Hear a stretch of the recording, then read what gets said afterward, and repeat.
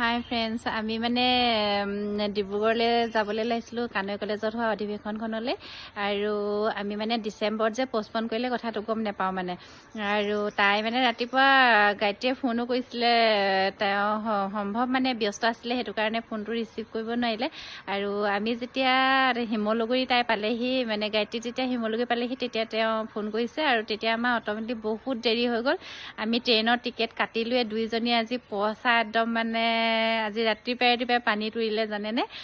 আৰু ট্ৰেইনত উঠিছোঁ, যাম নেযাম, ক'লৈ যাম নহয়নে, ডিব্ৰুগড় তেনেকৈ চিনাকি নাই আৰু কি বুলিনো যাম। সেইটো কাৰণে বহুত দেৰি ট্ৰেইনখন ৰোৱাৰ কাৰণে আমি কি কৰিলোঁ, নামি দিলোঁ।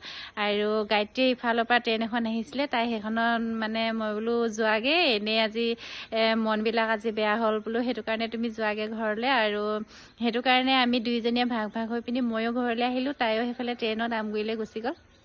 আজি আমাৰ যি অৱস্থা হ'ল সেইটো কাৰো যাতে নহয়, সেইটো কাৰণে মই ভিডিঅ'টো দিলোঁ।